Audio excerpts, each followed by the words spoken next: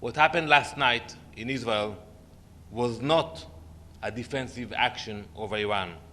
It was a calculated attack on a civilian population. Israel will not stand by in the face of such aggression. Israel will respond.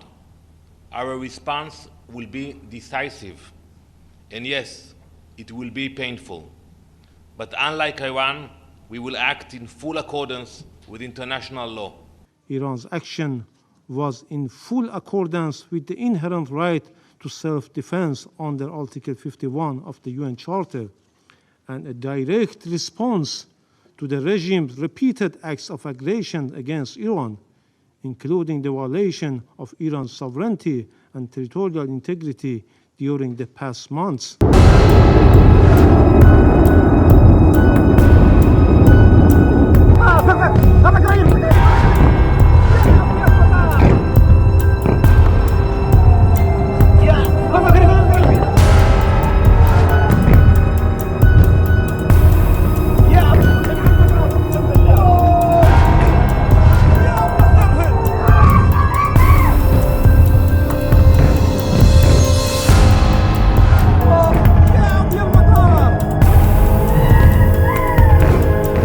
Following their heinous assault on 10 million Israeli civilians, the Islamic regime in Iran had the audacity, the chutzpah, to send a letter to the Security Council.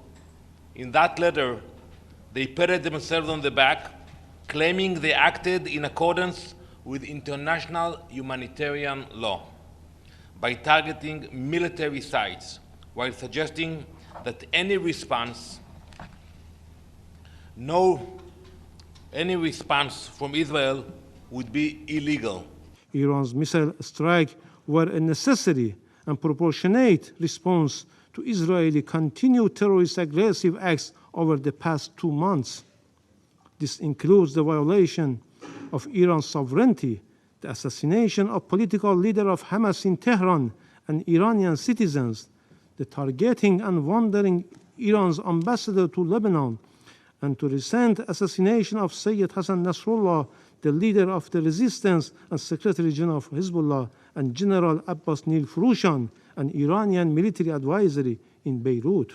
Yesterday, when we are being attacked by a member state of the UN, 180 ballistic missiles, 10 million people running to shelters, the statement he put out basically calling for de-escalation, not mentioning Iran, not mentioning who is the aggressor or who is self-defending its people.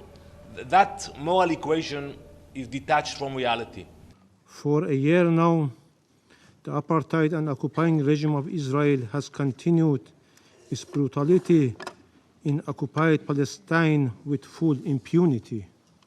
And now this regime is extending its brutal aggressive war to Lebanon and targeting innocent people day and night across the border and deep inside the territory.